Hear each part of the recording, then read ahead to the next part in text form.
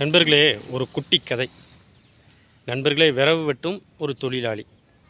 அவருடைய கோடாலியை வச்சு தான் போய் தினத்துக்கும் மரங்கள் வெட்டி சம்பளம் வாங்கிட்டு வந்து வீட்டில் மனைவி குழந்தைகளுக்கு சாப்பாடு, கஞ்சிக்கு எல்லாமே அந்த உழைப்புங்கிறது அந்த கோடாலி வச்சு தான் அவருக்கு இருந்திருக்கு. அவர் ஒரு கிணத்தோரம் மரம் வெட்டிகிட்டு இருந்திருக்காப்புல. கோடாலி தவறி கிணத்துக்குள்ளே விழுந்துருச்சு. உடனே சாமியை கும்பிட்றாப்புல, அழுதுகிட்டே, இறைவா, இந்த கோடாலியை வச்சு தான் என்னோடய பொழப்பு ஓடிட்டு இருந்துச்சு.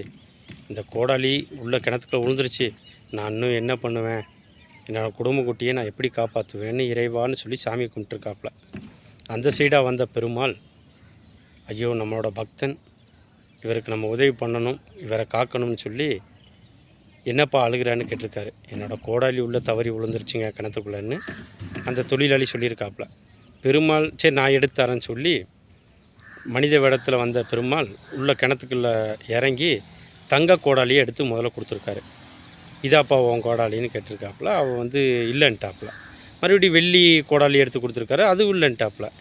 சரின்ட்டு பெருமாள் அவரோட கோடாலியவே எடுத்து காமிச்சிருக்காப்புல. இதாப்பா உன் கோடாலி அப்படின்னு கேட்கல, இதுதான் எனக்கு கோடாலி, கொடுங்க சாமின்னு சொல்லி வாங்கிட்டு, ரொம்ப நன்றி. உடனே வானத்தை பார்த்து, இறைவா, என் கோடாலி கிடச்சிச்சு, உனக்கு ரொம்ப நன்றி அப்படின்னு சொல்லியிருக்காப்புல. உடனே பெருமாள் மேலே என்னப்பா, தங்க கோடாலியெல்லாம் கொடுத்தேன், அது வேண்டான்னு சொல்லிட்டு இது ஓன் கோடாலின்னு மட்டும் கேட்டிருக்கியே அப்படின்னு கேட்கல, அவர் சொன்னாராம், சாமி, தங்கம் வெள்ளி கோடாலியெல்லாம் வச்சு வேலை செய்ய முடியாது. இரும்பு கோடாலி, மரப்பிடியை போட்ட இரும்பு கோடாலி வச்சு தான் என்னால் வேலை செய்ய முடியும், உழைக்க முடியும். இதுதான் எனக்கு சாகிற வரைக்கும் கஞ்சி ஊற்றும்.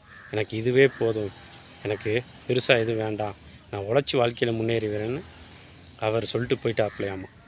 உடனே இந்த தெய்வம் யோசிச்சாம்மா, என்னடா இப்படி ஒரு பக்தனா, சரி இவருக்கு எதுவும் நல்லது செய்யலான்னு சொல்லி மறுபடி அவனை வாழ்க்கையில் உயர்த்தி வாழ வச்சு